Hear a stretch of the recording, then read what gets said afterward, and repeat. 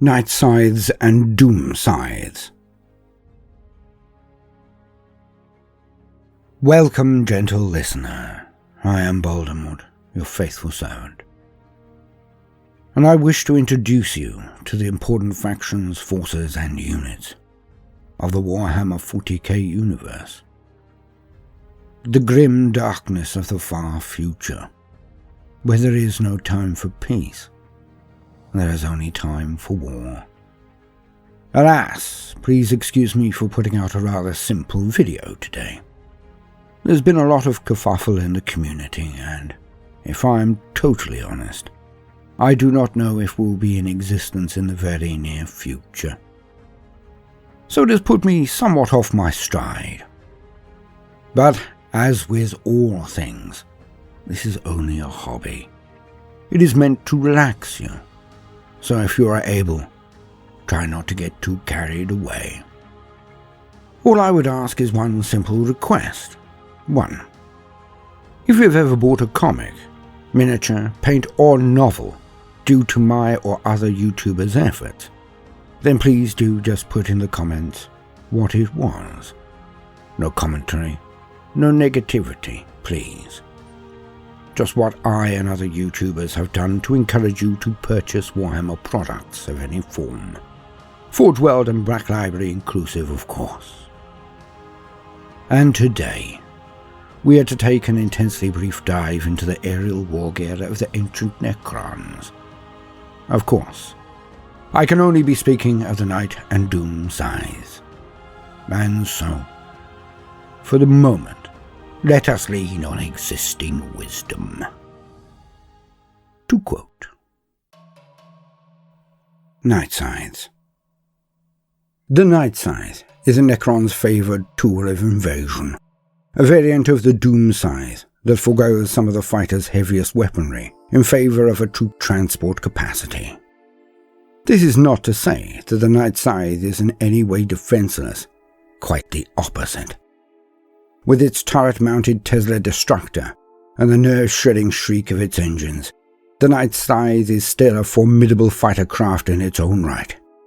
Should a Pharaon wish to reach out his hand and reclaim one of the sundered planets, his first wave of attack inevitably includes a fleet of Night Scythes. Maneuverable enough to evade incoming fire from orbital defense platforms, and swift enough to outpace mustering defenders, Night Scythes can ghost through a defense perimeter to deploy invasion forces directly at the heart of key enemy installations and strategic locations. Once a foothold has been established, coordinates are relayed to the main army, enabling monoliths and other forces to teleport into position, and the invasion begins in earnest. Unlike the armoured carriers deployed by other races, the Night Scythe does not have a transport compartment as such. Instead, it deploys troops by means of a captive wormhole, whose far end is attached on a distant tomb world. Though this is less flexible than the monolith's Eternity Gate, it does allow the Night Scythe to mimic the battlefield role of a more conventional transport vehicle without jeopardizing the existence of its assigned squad. The Nephrek dynasty are the undisputed masters of this translocation technology, using such beams in every campaign. If a Night Scythe is destroyed, its payload squad is simply isolated from the battle until an alternative means of deployment can be established. Though this invariably prevents the squad from taking part in the immediate battle, this is preferable to them being destroyed outright. Night Scythes are often employed as far-ranging scout ships, tasked with making contact with other tomb worlds, or searching out lost Necron planets suitable for reclamation. On worlds where the interlopers are either few in number or primitive in nature, the Night Scythe spearheads a ruthless subjugation. On worlds where other life forms have taken strong root, the pilot of the Night Scythe clandestinely performs probes and biopsies of the inhabitants, preying on isolated settlements or convoys, whilst it searches for clues that will identify the inhabiting race's suitability for apotheosis. Such tests are long and exhaustive, and the pilot is often forced to dissect entire townships in order to harvest sufficient data. On a particularly promising planet, the Night Scythe's pilot may go so far as to transport living samples back to its tomb world for further inspection by cryptex. Most such subjects do not survive the scientific method, with many stripped down molecule by molecule and neuron by neuron. A few abductees are returned to their homeworlds, but even these are implanted with mind shackle scarabs or other control mechanisms to enable them to function as unsuspecting spies and saboteurs who will pave the way for imminent invasion. Doom Scythes. Doom Scythes are heralds of terror and dismay, supersonic fighter craft that range far ahead of the Necron invasion. Unlike many of the forces employed by the Necrons, Doom Scythes can function in a highly independent manner. Much of the craft's superstructure houses data stacks that are in turn heavily laden with strike plans, stratagems, and tactical variants.